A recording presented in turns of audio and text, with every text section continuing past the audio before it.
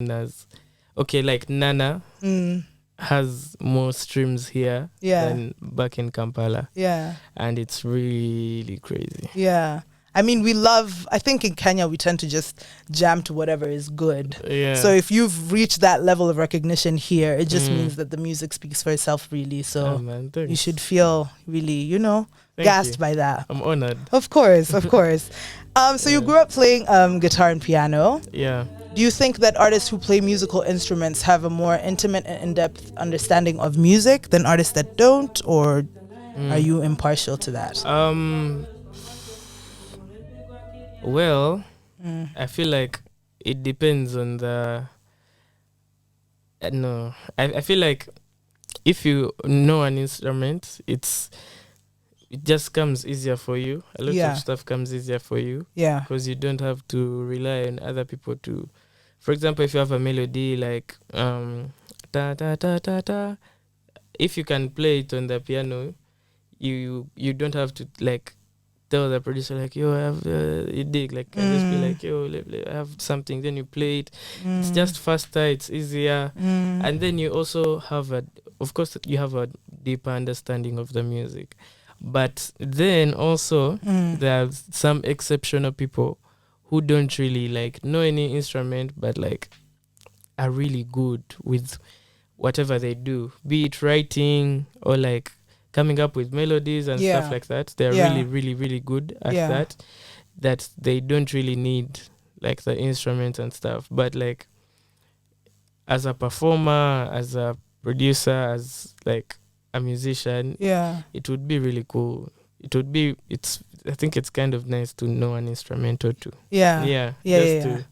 I used to do clarinet when I was in high school. And I loved it. But then at some point I was like, damn, like all these niggas finna give me is sheets of music for the rest of my life. So I get what you mean. Kind of boring. It can be 100%. Now, do you believe that having your musical journey emanate from church has impacted how you approach your own music?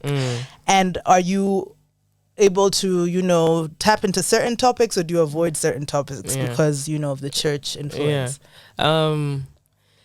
Definitely. If you listen to like my music, it has a lot of like a churchy feel. Yeah. Mostly with the way I stack my vocals, or like, if not that, then like the progression of like the chords. It has like a gospel feel, a churchy feel. Yeah. Most of the songs. And then I definitely try to keep my music as clean as possible. Yeah. Not just because of like the church thing, but like also because I feel like I want my music to be listened to by like everyone. Yes. Yeah. Like kids, older guys, like my age mates, like each and everyone. And that's why I've tried to keep my music as clean and universal as possible. And I try to avoid topics that show that I'm like on a particular side. You get what I mean? Okay. Like I talk about very universal issues. Yeah. Intentionally. Do you think that might change over time, or do you feel that's kind of where you're grounded right now? I don't think that will change. Yeah. Okay. So you released your first ever single Tomorrow in 2020. And 2 episodes ago we had Maya Amolo on, and she was talking about how her first project was also released in 2020, but it harbored a lot of negative feelings for her because she was going through a lot. Do you feel that with certain projects that you've released in the past, there's like a distance or a disconnect between them and you now, or do you kind of embrace all your projects as part of who you are? Personally, projects for me are like pieces of myself, or like a photo. You get what I mean? It's like seeing a photo of yourself when you were younger. It's still you've just grown. So it's not that you're going to throw the picture away or feel like it. You of course, like the exact same way you feel when you see a picture of you younger is the way I feel when I listen to like Tomorrow or like some of my old projects. You get what I mean? I do understand what you mean. And I think that's it. You think that, that's just your journey. It's just a part of you, a piece of you. Yeah. It's like a a moment in time. Yeah. Yeah. Okay. Now, word on the street is that July is the month to look forward to in regards of a possible project coming out. Can you confirm this? Can you deny this? Yeah. Let's just wait and see. Okay. Yeah, I'm definitely working on a project. Yeah. I just don't know about July, but like got you. I'm definitely working on the album. Yeah. Half of it is there. Yeah. At least the idea is there. Yeah. Yeah, I'm just now trying to finish it up. Yeah. Yeah. You're just building. About the date, I guess we'll just wait and see. God willing, man. Yeah. You just have I to. also don't know, honestly. Yeah. I don't blame you. Yeah. When it comes to projects, I never really press people because I think being an artist, I understand the numerous obstacles that can come in hand. So I'm just like, once it's done and you're ready, you do your thing. Don't let anybody press you. At the time, July felt really realistic. Okay. Yeah. But July is now tomorrow. Things changed. I understand that. Yeah. So having released 2 EPs already, is your next body of work going to follow in the similar direction, or are you kind of diverging from that a little? Definitely I'm going to show growth. Yeah. And how do you show growth, do you feel? How do I show growth? Yeah, personally? Or an artist in general. When you show a side of yourself that you didn't show before. Okay. So more vulnerability. Yeah. Well, even if it's not being vulnerable, it's just getting out of your comfort zone is definitely growth. Yeah. Because you're not where you are before. Yeah. You've taken a few steps. And that's growth to me. So definitely I'm bringing more Raka, should I say? Ooh, Raka. The Raka is you. Yeah. Yes. But like, Baraka. Yeah. Sorry. Just deep that. Go. Yeah. So definitely. Yeah, it's gonna be a crazy project. Yeah. I'm trying to like just stall because I don't know what is going to be on that project. I just know that like the whole project is finna be fire. I mean, just don't know. Yeah. What type of fire? It's gonna be blue fire, a naked flame. Yeah. I get that. Yeah. But I feel like you've already had such like a monumental impact with the first single. Yeah. So at the end of the day, if you're able to create such a huge movement with just this one song, I feel like you can just chill and just know that you have it in you to create something beautiful. Yeah. Definitely. God is good. Amen. Yeah. I listen to a very specific type of music, a very specific feel of music. I like music with like long reverb tails, like just sad music really, and like a song that makes me feel something. Yeah. Makes me feel like I want to dance, or makes me feel sad or happy. So but then I lean more towards like R&B and soul and jazz. So like the Ericas, the Maxwell. Not really those guys. Which guys? Put me on. More like Nat King Cole. Now that's jazz. Yes. Then like Aretha. Okay. Then oh wow, so like the old souls. Yeah. I love that. Yeah. So it's like soul, but then it has like a feel of like gospel. Yeah. And like R&B as if, but like not really like R&B. Yeah. No, I hear you. Yeah. Okay. I love that. Yeah. So dominating the charts and gaining this level of momentum must feel really exhilarating. Yeah. What do you do to wind down, to calm you after a long day? What are your procedures? I really look forward when I get home. I look forward to like going on YouTube, watching like recaps of like movies. Because I don't like watching movies. I saw that somewhere and I said, Joshua, please, we need to fix this. But like I want to be like in the loop. Like I want to know what everyone else is talking about. So you do the cheat code, the cheat route. So I just watch like a bunch of recaps and series.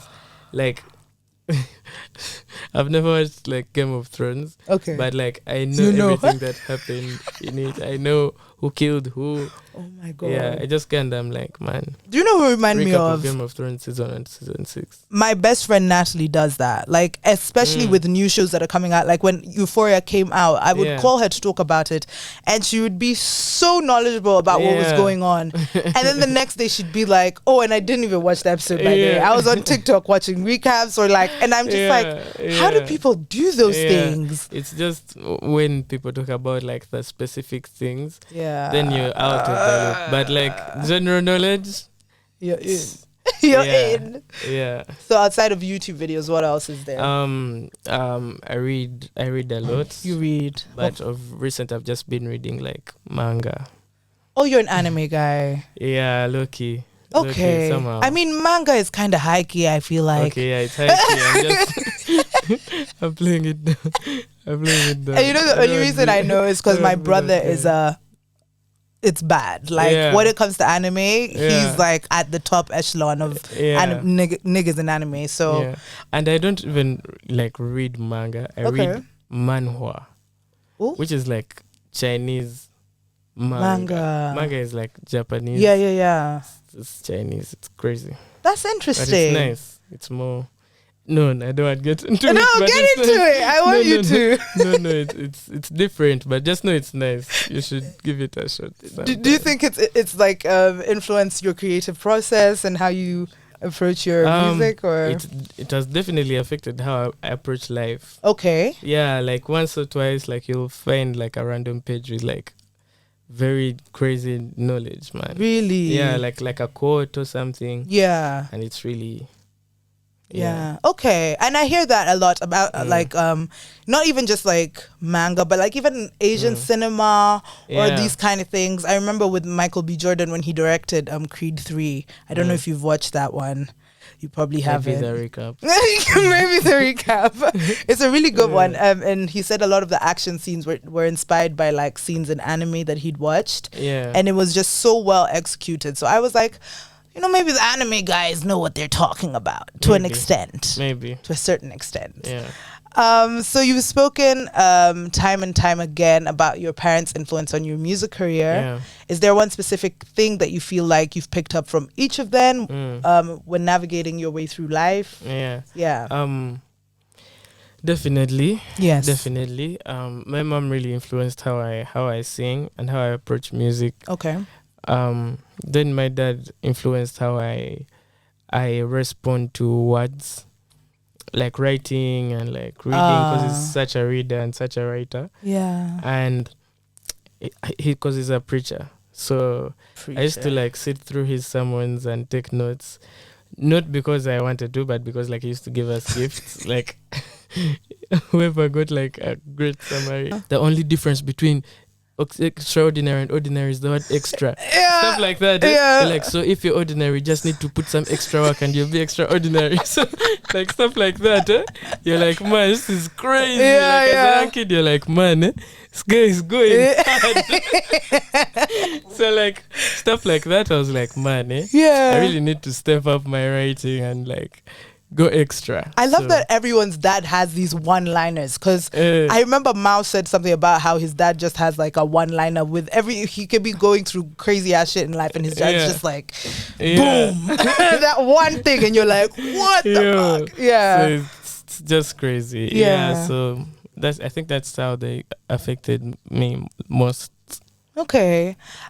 You've mentioned wanting to make the world a better place, one melody at a time. Yeah. That's still the goal. Amen. How has music made your world better and provided healing to you? Music for me is like, music is another place for me. Yeah. Another world. Yeah. I feel like I wouldn't be where I was, where I am today. I wouldn't be alive if it wasn't for music. Wow. There are songs I've listened to and I'm like, man, things are gonna be better, eh? Yeah. And then there are songs I've listened to and going through some stuff and I'm just like, man, this person gets me. I'm not alone. So stuff like that really just helped shape my how I approach life and just existence in general. It helped me exist. So Yeah, so for me, music is like, it's not even just music. It's another world. It's Spiritual. yeah, man. It's crazy. Yeah. Do you have any specific maybe albums that you remember in certain moments like really held you when Let you me were give you going an through example. it? Go on. I left school. Yes. I quit school Yeah. because of a Chronic song. Chronic's album. Oh wow. He has a song, Christina. Yeah, man. I listened to that song and I was just like, man, the school thing is not it. yeah, man. Yeah. It's crazy. I hear it. So it has really, music has affected a lot of my life decisions. Yeah. Yeah. Okay. And how I see life in general. Yeah. I wanted to ask you, what is your favorite meal to pair G-nut sauce with? Rice Rice and what? and G-nuts. Rice and G-nuts. What did you say? With G-nut sauce. What's your favorite meal to pair G-nut sauce with? Like, what's your favorite thing to eat G-nut sauce with? Rice. Just rice. And what? Maybe I do. Rice and... I recently had it with some fish and it was insane. Like crazy. Yeah, Crazy. That's nice. Rice and fish. Okay. Rice and meat. Rice and meat, yeah. Rice. Just rice. Is rice your favorite? Yeah, I like rice. You're a rice guy. Yes. What do you like to pair rice with outside of meat and fish? What? I'm gonna pretend I didn't hear that. Anyways, rice. Yeah. Rice and beans. Rice and beans. Rice and beans. That's a solid meat, Kenyan one. with meat soup. Ah, okay. Yeah. And can you cook that yourself? I can. You can. I'm a crazy cook. I just haven't practiced in a while, but like I'm really good. How long is it? Like a few years. Oh wow, Josh. Yeah.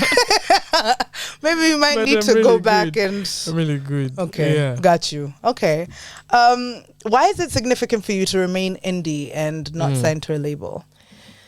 Because it's just nice being able to like own the stuff you make. Yeah. Okay. It's very simple. And do you also think about the logistics of the label? Yeah. My God. I'm so like the music I put out. Yeah. I feel like the music I make is so intentional. I can't imagine how it would be like not having a say in what you're going to put out. You get what I mean? I get what you mean completely. It'd be crazy for me. I would get depressed. Yeah. So you like having full creative ownership. Yeah, just of your being stuff. Even if it's not like as long as my opinion can be heard. Yeah. So in the situation you're in right now, you feel that your opinion is very valued and heard. Okay. Yeah. And your music is very playful, lighthearted, and centers the theme of love in a myriad of ways. Is there someone in your life that inspires your love-filled songs?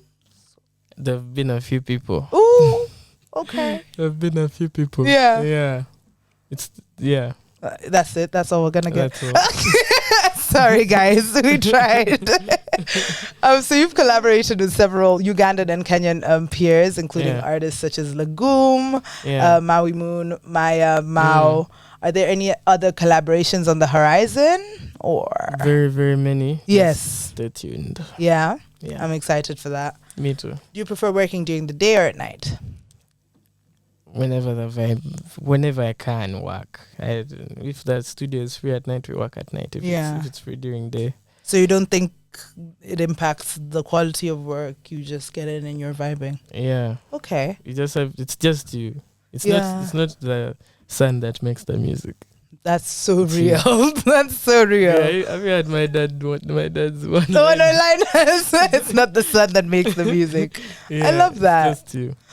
So you've got a fairly funny presence on Twitter and are very interactive with your followers and your mutuals. Do you feel that your social media presence is an extension of you as a person or you as an artist? It depends on that day. Sometimes, like on Twitter, I just want to like start some. I'm just like informing you that I have a new song coming. Yeah. So, just really depends on that day. It's balance. Yeah. But definitely, of course, it's it's within the confines of the brand. Yeah. Yeah. Okay. I can't go wild and like and just like too much crazy. Yeah. Yeah, and I mean you have a pretty significant amount of followers on both Instagram and Twitter, so it would bring a lot of traction. Yeah. If you so did do that. I don't. Yeah. Yeah. Yeah. How many people in the studio is too many? Depends on how many are bringing like advice. How do you mean? Like if there are 10 people and like 9 of them are quiet. Oh, it's not that many. It's all right. But like if you have 10 people and 9 are like telling you what to do. Nah. It's crazy. Whose advice do you prefer, or do you have like a bias towards in the studio? A person I respect musically. Okay. Like this guy. This guy right here. Yeah. Okay. Prince. Okay. He's a crazy producer. Yeah. Artist. Writer. Videographer. Wow. Filmmaker. I'm seeing the photographer. camera. Everything. Really. Ladies man. Oh. So if it tells me like a song is fire, or like this line needs like, this line is shaky, like change it to this or something. Yeah. Like I can listen. Yeah. But like if I don't know you like that, unless what you've said is like really like profound, like like I can't like what's the word? I can't dispute it. Yeah. Yeah. Okay. Yeah. So also my managers, because they know me, and like there's a lot of I make a lot of music. Sometimes I forget, like maybe I redo a melody or I redo a line, and then they're like, "Man, you did this in this song." So you're like, "Ah, shit." Yeah, so stuff like that. Yeah. But like, yeah, mostly people I just respect. Okay. Yeah, I got you. So you recently performed at Blankets and Wine, and this wasn't actually your first time performing there. Yeah. If you could pick one of your favorite moments on stage or your favorite performances, which one would it be? Of the two? Of any. Of any. Ever. Of any. Like my favorite performance? Yeah. I weirdly like prefer very intimate sets. Okay. Yeah. Yeah. So like definitely like sets where I've been with very few people, like my friends, and I'm just singing to them and stuff like that. Yeah. Those are the ones that I find very significant to me personally. Yeah. Okay. Yeah. Got you. Now a number of your lyrics are in, correct me if I'm wrong, Luganda. A what? A number of your lyrics. A number, like a few, yeah. Just a few of them.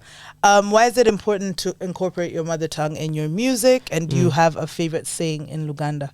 Possibly. I feel like it's really just for identity mostly. Like when people listen to like the Luganda, they're like, oh, it's Ugandan. So it's most times just for identity. And my favorite Luganda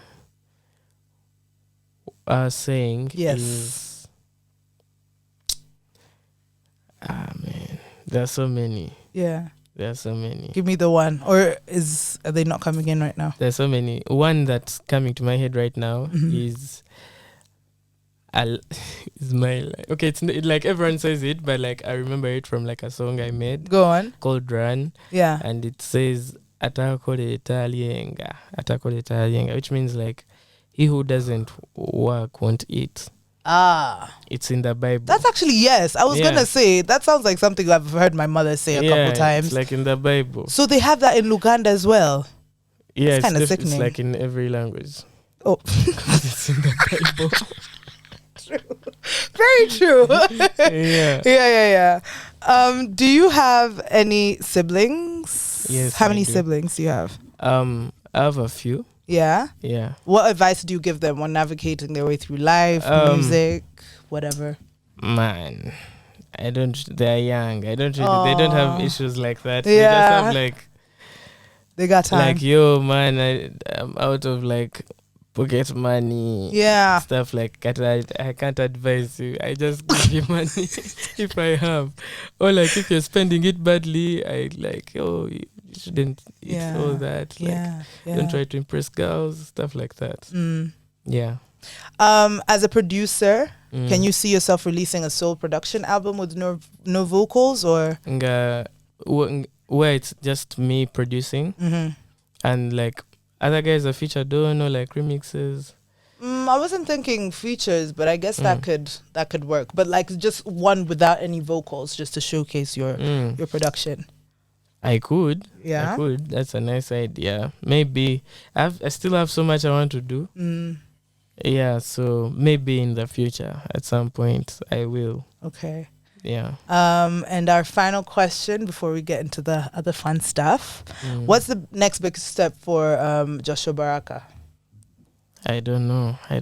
Only the Lord knows. I'm just doing what I have to do that day. Okay. Taking it a day at a time. Yeah. And yeah. Okay, cool. We'll see what time and God have in store. Amen. All right, so we are officially halfway through the interview, which means that it is shot o'clock. We're just going to do the one shot, if that's okay. Are you okay with that? It's all right. It's all right? Cool. Yes. So we have it here. So we have to look at each other in the eyes. Okay. Otherwise, it's 7 years of bad sex, apparently. And then, really? Yeah. You didn't hear that? It's like a thing, apparently. Then I have like... All right, cheers. Oh, where's the jabba? I think I put it. Yeah, I think I'll take one. Do you mind passing one to me? You're free to join me, or if you would prefer just not to indulge today, that's also fine. I'll just take a little sip on my own. That's and not a little, but okay. You're right. It's not. I'll take a big sip on my own. Yeah. Yeah, that was not a little at all. I might regret that. We're going to go into our next segment, which is ATL, or as known here on the show, annotate the lyric. So what I'm going to do, I'm going to read out one of your lyrics, and you're going to tell me what is the meaning behind this lyric and what you were going through at the time. Okay. I do want to give a bit of a warning, though. Some of these lyrics, I don't know why I did this, are in Luganda. Okay. So when I read them out loud, let's refrain from chuckling and giggling and laughing. Okay, sure. I'll try. Thank you very much. No promise. First one. Gano mazima baby sikulimba naye guno umukwano sigwa kutimba. That is from your song. That was not bad. It wasn't. I've listened to the song a lot, so I think I've actually got the pronunciation down. So it's gano mazima baby sikulimba. Guno umukwano sigwa kutimba. Which translates to this is not a lie, baby, I'm telling you the truth.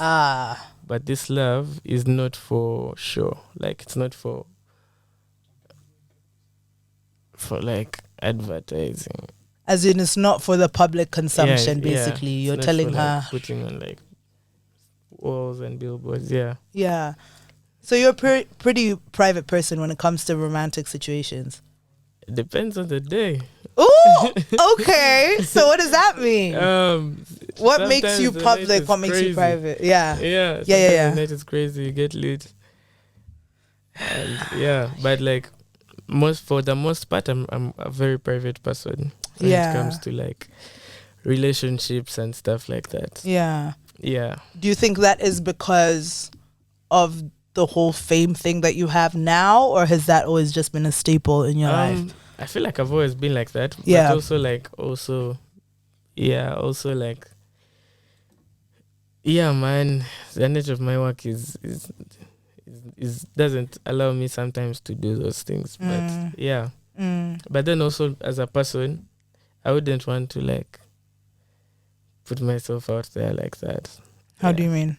Like having like someone and like the whole world is like is in your business.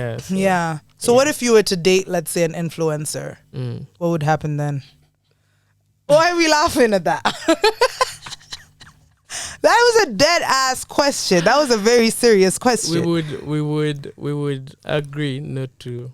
We would agree. You're agreeing on her behalf. Yeah, man. Keep your work out of my work. I keep my work out of your work. Yeah. Okay. Yeah. I get it. The next lyric, because I've been searching for love. Nze nonya omu omwange. No? Somehow.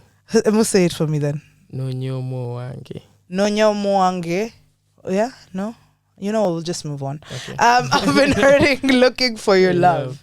So That's my Omo. favorite song, by the way. Oh, Omo is my you. favorite song. Thank you. I love really it. like that song too. Yeah. So that is. I've been searching for love. So Nonyo Mwange. I've been hurting, looking for your love. Nonyo Mwange means I'm looking for the one. I'm looking for my one person, like the one for me. Oh yeah, I'm looking for the one for me. Yeah. So I wrote that song at that time. First of all, that's not a love song. Yeah. It's just like It's not. Not Gosh. really. Okay. It's like the one thing that fills the space. That's what I was singing about. Yeah. Like Yeah. everyone has that one thing that everyone has a space in their heart. Everyone has a gap that they wish to fill. Some fill it with like alcohol, Yeah. others with Jesus, others with like babes, others with like, it depends on the person. Yeah. So yeah, that's what I was talking about really. Not really like I'm looking for love. I'm just looking for like something to fill you something up. to fill the space. Oh wow. Yeah. That is kind of heartbreaking. It is. Yeah. Like life is one big heartbreak. That is very true. You're just dropping one-liners today. Yeah. Life is I'm just one big heartbreak. Next, I don't know, we're going to have another epiphany here. Do you feel that that's like something that is more prevalent within this generation? You know, that kind of search to fill up something inside you, or is that just kind of human nature? I feel like that's human nature. Yeah. Yeah, man. Guys, it has always, that's why we migrated, that's why we did all these things. It's because we're looking for something. We're looking for a thrill. We're looking to feel alive. Yeah. We're looking for something that we don't know. Yeah. I feel like that's how we are built and designed by God. So when do you know that the person that you have or the person that you're with is not simply filling a space, but is actually someone that is meant for you and was meant to be there for you? I guess that is something you just never know. Okay. Yeah. You just be there, do your thing until time is up. Yeah.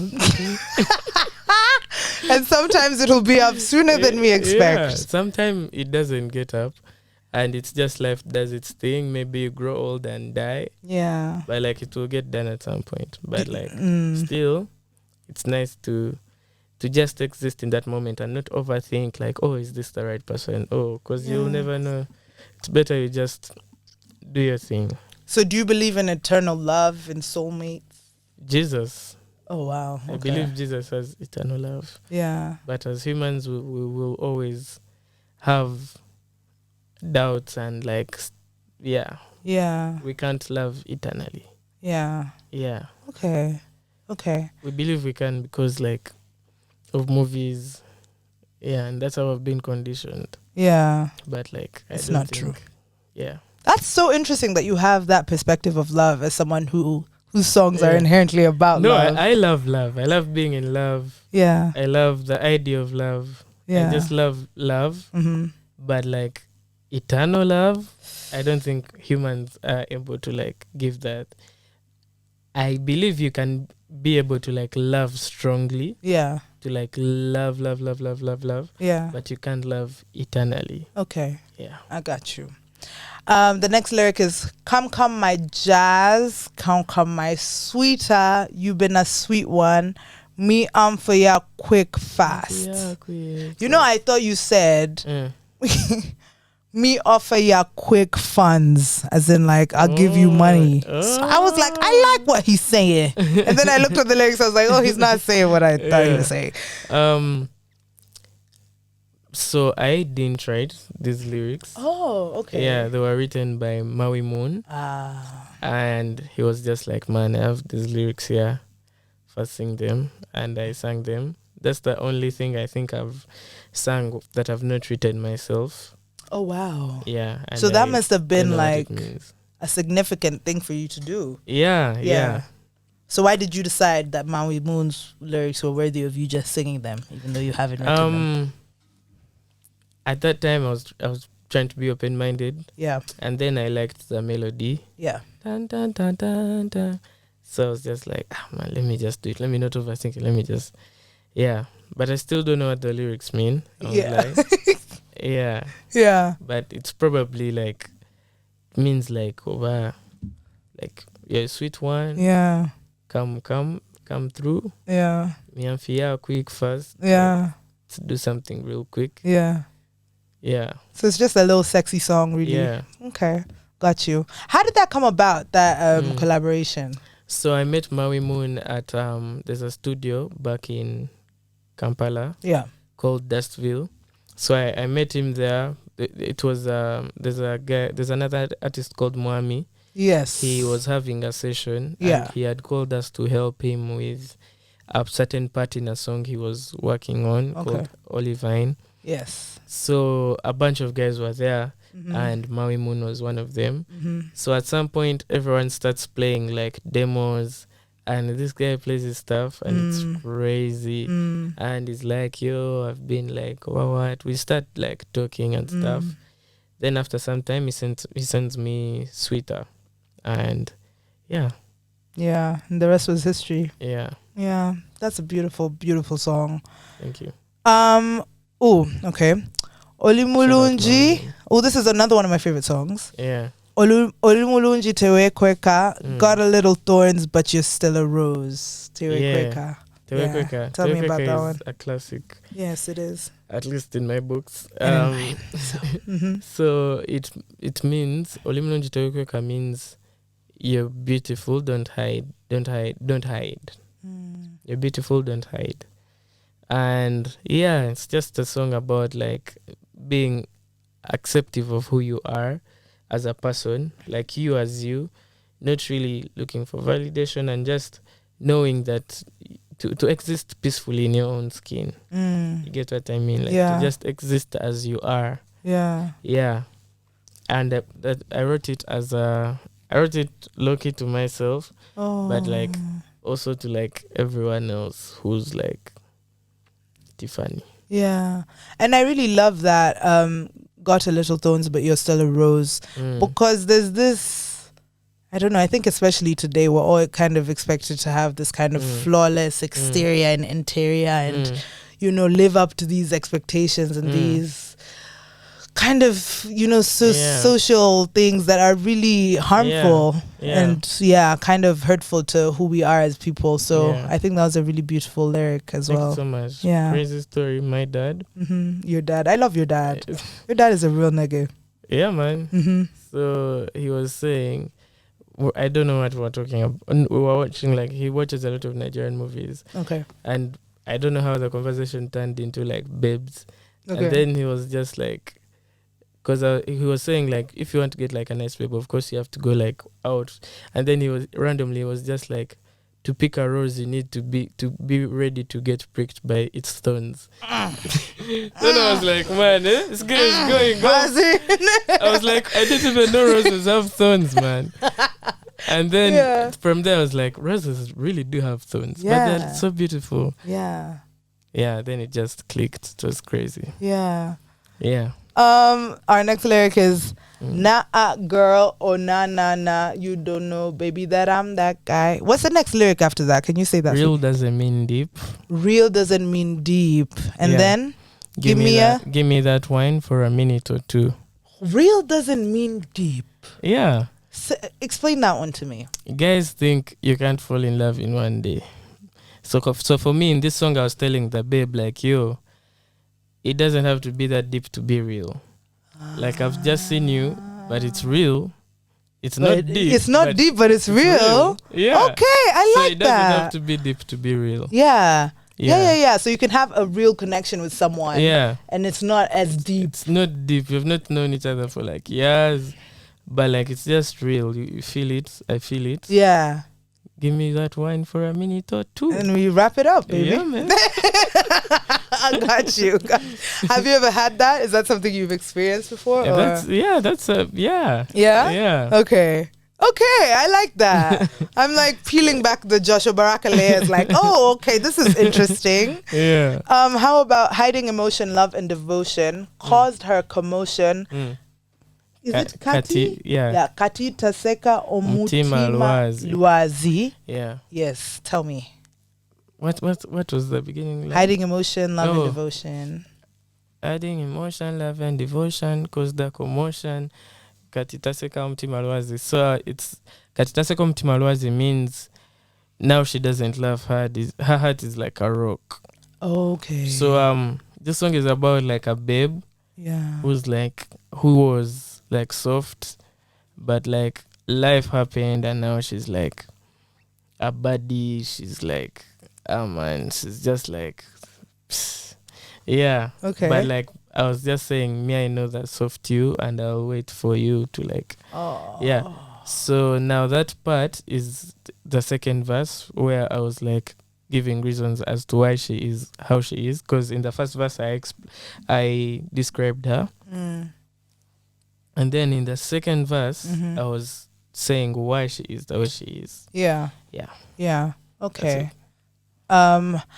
This last one was really beautiful. Can't wait for the day I say Mama I made it, and Mama I made it. Yeah Can't wait for the day I say Mama I made it. Man. I feel like it takes me, it's hard for me to acknowledge my wins and stuff like that, because I feel like whatever I do, there's room for improvement, or like it's not enough. Yeah. Not in a bad way, but like that's just how I am. Yeah. So for me to say that, it means like I've really, really, really like made it. Yeah. So I just can't wait for that day. Yeah. Is your mom the only member of your family that you've dedicated the song towards, or? This song is like for everyone who's like been with me, because in the verse I say, I've been down in the ghetto, in the gutters. I've been told to stay down, let the fire die out. Is not a liar. My mama, my papa, my brothers, my anchors. Like my anchors, people who have held me down. Yeah. So it's for like everyone who has like been there for me. And what do you think is gonna be the big signifier for you that like, I've finally arrived and I'm here now? I don't know. I just feel like I'll feel it. I'll know when I know. It's internal. Yeah, I'll know when I know. I just don't know what it is right now. Okay. Yeah. That's fair enough. So we are done with our ATL, annotate the lyric segment. Now we're gonna go on to our hashtag Ask Joshua. So essentially I've asked the audience and the people who are on my socials to send in a couple questions. So we have a couple of those, and the first one is that few people asked, who is Nana really about? Oh man, Nana, do you know a crazy story? Yes. Nana is just a name that just rhymed with whatever I was writing in the chorus. But like the story is real, but like the name, I thought it was like Nana, Rona, Zana. Yeah. Like Nana just made sense. Yeah. The accent is actually the one who was like, man, Nana. Because I was like, Nana. I was like, man, you should keep Nana. Anyways. Yeah, so Nana is not a real person, but the story is real. Yeah. The story is real. About keeping it on the low and all that stuff. Yeah. And it's not my story also. Ooh. I'm just adding that. It's a friend's story. And I just saw it and I just related. Did you ask them for permission before you wrote it, or were you just like, hey man? No man, it's like it's a global topic. It's like everyone goes through it at some point. Yeah. So yeah, he will never know. Okay. Your friend that you just took the story from. How about the other people in that, like, maybe you've referenced in your songs? Has anyone ever called you on some, Joshua, is this song about me? There's only one song that like where the person knows. Okay. Because they asked me to write it. Oh. It's you. It's cut now. The guy had told me to write it, to help me write it. He told me like the story of like whatever happened and everything. Yeah. And he wanted me to like help him write something to send his babe. And then when I finished it, I'm like, this is hard. Should put it on my EP. I love that. Anyways, I love that. Yeah, that's that guy. That one knows, but the rest don't know. Okay. How would you describe your sound, and what are your biggest inspirations musically? I would describe my sound Yes. as an extension of my being. Wow. Yeah, it's just whatever I feel at that time. Yeah, it's just a piece of me. Yeah. That's how I would describe it. Then what was the biggest inspirations musically? My biggest inspirations musically are there's a jazz pianist called Corey Henry, Maurice Curia, Chronix, Reddy and Wizo, Eli Wamala, Nat King Cole, Stevie Wonder, and a bunch of Bob Marley, and like a bunch of other guys. Yeah. Random songs. Yeah. Okay. Did you expect Nana to do so well? And what's your plan to keep the momentum going? I didn't expect Nana to reach the heights it has reached. Yes. I knew it would reach somewhere, but I just didn't know where. Yeah. My plan to keep the momentum going Yes. is to just keep doing what I'm doing. Yeah. And keep praying, and because you just that's it. Someone sent in, not a question, but you are an incredible artist. Thank you. Yes, which Thank is you the so truth. Okay, someone asked, Jameson or Kibao? Jameson, I don't even know what Kibao is. But You should never know what Kibao is. In fact, don't let them corrupt your mind. Yeah. If anyone offers you Kibao, just politely say no and keep it pushing. But Jameson is the. What is Jameson, by the way? Like, what's the alcohol in Jameson? Like, it's a whiskey. It's whiskey. See, Kibao is a vodka. Ah, man. You're a whiskey guy. I'm a whiskey guy. Yeah. I'm a Jameson guy. You're a Jameson guy specifically. Yeah. Got it. We got it. You have to. Advertisement. Yeah. Have you ever met a celebrity that you were starstruck by? A few. Have I? A few. Sorry. Yes.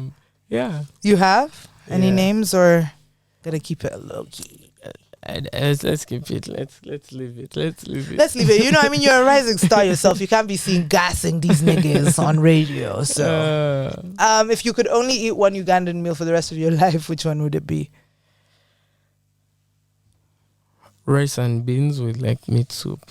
Oh wow, you've said that before, so that must be like your thing. Yeah, man, it's like my go-to food. What's the meat soup like? Is it goat meat soup? Is it beef?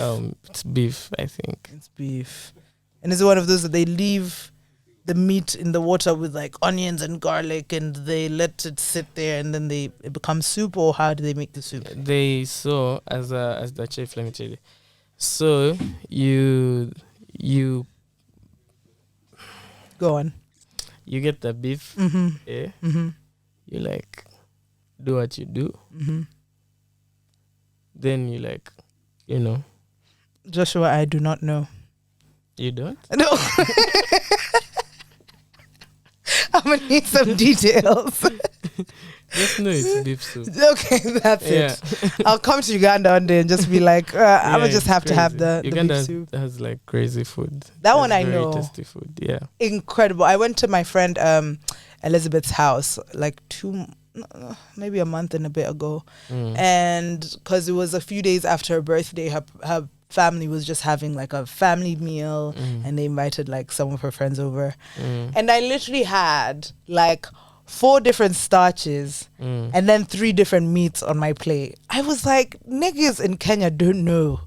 They don't know the kind of life Ugandans are living, bro. Yeah. Like, Ugandans eat and they celebrate in a way that's like, I don't know, I feel like I'm very aligned with that kind of living. Yeah. So just move to Kampala. I'm moving. I really want to move. I'm saying it because I'm manifesting it, but I would love to come to Uganda. That would be a really nice. Nice place. Yeah. How many songs on the album have you completed? So I have like a verse and chorus for like 50 songs. Jesus. So man, I have very few songs that I've finished fully. And some I've even finished fully in my mind. I haven't brought them That's to the very real fair. world. Yeah. So yeah, man. Let's see what. Yeah. Yeah, what let's comes see. of that? Yeah. It's interesting though, because I feel like as artists, there's just always something we can relate to in terms of like completing small bits of every single thing, but not a full project as such. Because for me, I love screenwriting, so I write like screenplays and stuff. And I have maybe like 10 different screenplays, all of which have like a significant amount of scenes, but for one full screenplay. Yeah. I feel like it's just how like you like album thingies are documented, like on YouTube and stuff like that. Okay. They make it seem like you just sit down for like 4 months and you just write an album, or like just keep being in studio every day and just like make an album. It's not like that. Yeah. Yeah. What's your process like, you feel?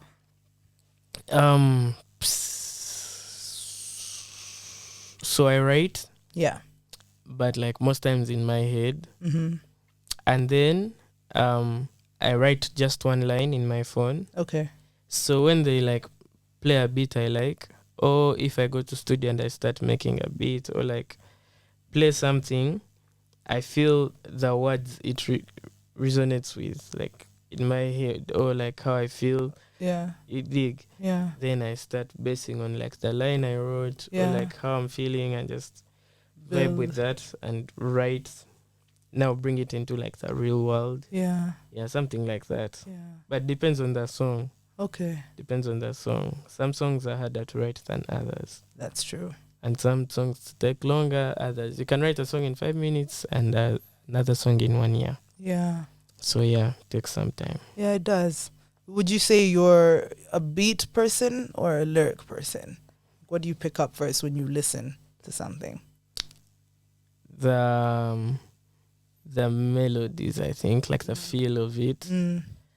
Yeah, I'm not a lyrics, like, okay, like of course I like get the lyrics after some time. Yeah. But like I'm more of like the melody. How does the melody make me feel? How does it sound? Okay. Then I pick up the lyrics. Yeah. Of course the lyrics, no man, the lyrics, it's unless the lyrics are really, really good, then I pick them up on like the first listen. But if not, melody first. Yeah. I hear it. Would you ever consider rapping on a track? Yeah, man. I want to release a rap album in like 4 years. Oh my God. Okay, but that's not that long. I know. But it's not that long. Yeah. Yeah. Yeah. I love rap. Do you rap now? No. So you want to release one like after you've practiced the rapping thing? Yeah, or? like I have rap down in theory, but like practice is what zero. you need. I hear This it. guy is a rapper. He knows what I'm talking Prince? about. Yeah. Oh, nice. Prince is a crazy rapper. Really? Crazy writer, crazy artist. Okay, I'll check Prince's stuff after. Yeah. He has a song he did where he was in love. It's called Heavenly. Please check it out. Why did he shake his head? Why did you shake your head, Prince? Is it not true? So it is true. You were not in love. Okay. Well, yeah. I'll check it out. I'll see. If I feel like you're in love, I might just side with Joshua here. Can you ever see yourself doing anything outside of music? I've been asked that question very many times. Okay. And over the years, I feel like, okay, not over the years, over the months, I feel like my answer keeps changing. Of recent, I've started seeing other things maybe I'm interested in. Okay. Probably like business or stuff like that. So, yeah, definitely doing something outside of music that makes me making money. Yeah. Like besides. Yeah. Like music. Is that because the music industry, in terms of actually reaping money from it, it can be a bit difficult? Not really. Okay. It's just diversification.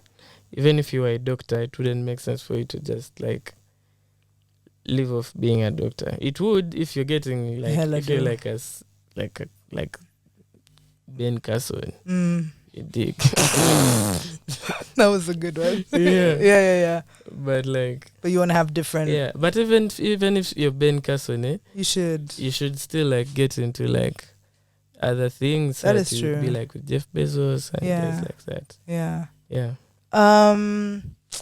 What are the limitations you faced in the industry so far?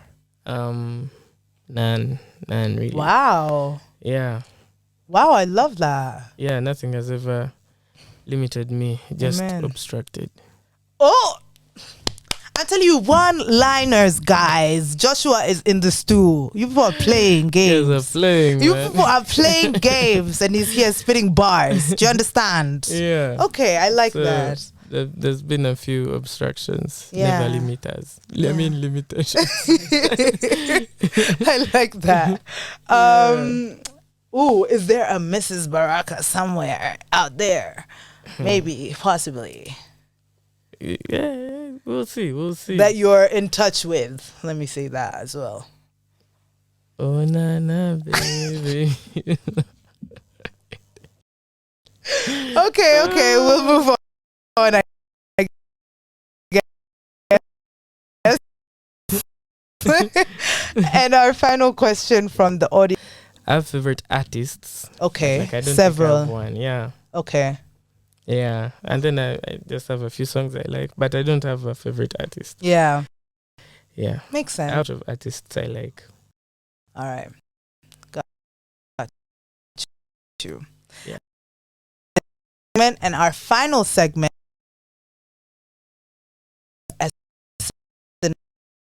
SNL, which translates to that our audience has sent us here. Person should link that person, or if they should stop and, because the people are a bit confused guys from link or think. Exactly. So our first scenario is, I just discovered the guy that I've been messing around with is married with 3 kids 9 months into the relationship. The sex and the money is really good though. Should I end it? What do you think? Link or think? Feel free to chip in, guys, by the way. They won't hear you, but I'll repeat what you said. It depends. Depends on what? How bad you need the money. Jeez. Yeah. That is real. Yeah. Yeah. If you really need the money, well, you're already 9 months in. Yeah. As well, like pregnant. So yeah. So if she needs the cash, you should link. If you need the cash, yeah, link as you look for other like sustainable sources of income. Who's us exactly? Sustainable sources you specifically? Of income. So link as long as you need the money, but like also be thinking of how to think. As in like be thinking of leaving, like prepare yourself. Thinking of leaving. Yeah. Okay, got you. That's actually a very good answer, I feel like. Yeah, you gotta consider your whole economic situation. Yeah. Okay. I am currently, this is a long one, so I'll just read it out. Okay. I'm currently messing around with twins, but neither of them know because I'm good at keeping my shit on the low. That was until 2 weeks ago when I fucked up and asked one of them to give me a massage like they did the previous night. And he looked me dead in the face and says, I wasn't here last night. So my face dropped and I couldn't stop shaking. He stormed out of my house and I found out that I was blocked by both of them. However, last night, one of them unblocked me and said that they wanted to link me IRL. Should I link? Yeah. I'd say yeah. I don't see the reason why not, honestly. Yeah. It might just cause a problem if like... What's her destiny exactly? To link. To link the twins, chair. Well, she didn't unblock herself. So... yeah. So you all think she should link, even though it's messy. It's kind of giving messy, though, isn't it? Should link. She's already a bad person. It's true. Might as well extend the badness. Yeah. Like it's not gonna change it. Father tied into this work. I'm so confused by like the father. Like Yo, I think me, I don't want your father. she said that her dad's a politician, and so I guess that can, you know, kind of like cause feelings of distrust. Are they going to like put their pictures on like no, billboards? as in like if your dad is someone who is of high status, you might feel like this guy is getting with me for my like to gain that kind of status or like that closure to my dad. Do you not think that's Your dad is doing that to most? Most guys are repelled by the girls that being that. Is it? I don't know if that's true, guys. Your dad is doing that to voters already. I think he should link as he thinks of another link. Okay, so you should do linking and thinking at the same time. Anyways, real doesn't mean deep.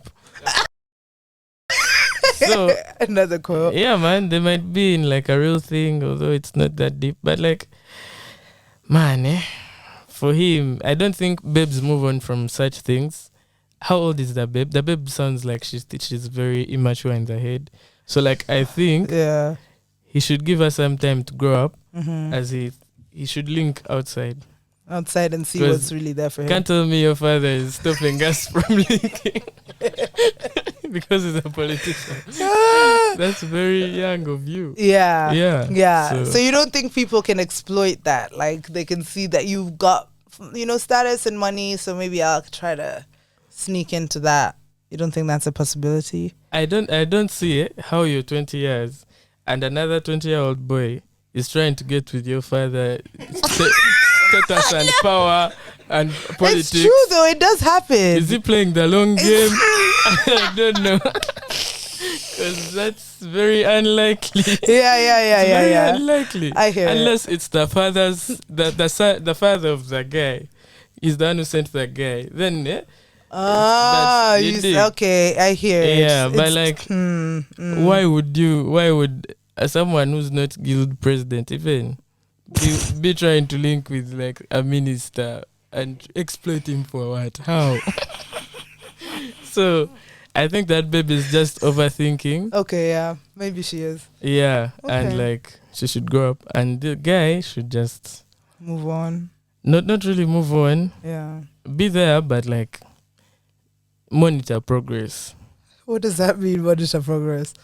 See if the baby is evolving. Okay. Yeah. Okay. If don't waste your time if it's not going anywhere. That is true. Because you'll end up. Because babes also use such excuses and keep you in a loop, and you're just there simping, and she'll take this guy she met on the first day to meet her grandparents. Jesus, Josh, is this a personal story you're telling me now? This is a fact. Because I feel like you zoned out into like a babe. You'll simp for a babe for like months, and she'll meet this guy on the first day. Yeah, take her to her home, introduce her to their maid, her father, her mother, her friends. Yeah, you dig? Yeah, man. So don't waste your time. If you think that your time is being wasted, just leave. Okay. Yeah. Good advice still. Yeah. So I'll give it to you for that.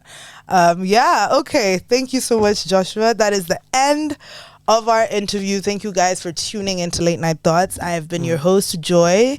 Thank you to my amazing guest, Joshua Baraka, who's come all the way from Uganda with plantain, hopefully, because I'm really, you know what I'm craving? Kabalagala. Hey. My friend in school, she used to bring me every single time she'd go home and come back. She'd bring me like these little kabalagala parties, and I would just like thrive because they were the best thing ever. Very nice. But anyway, guys, that has been us for this week's episode. Thank you for tuning in. I'm just gonna play some music as we wrap up. But thank you to our guest Joshua Baraka, and thank you to 254 for providing us with a platform once again. See you next week and have a good night.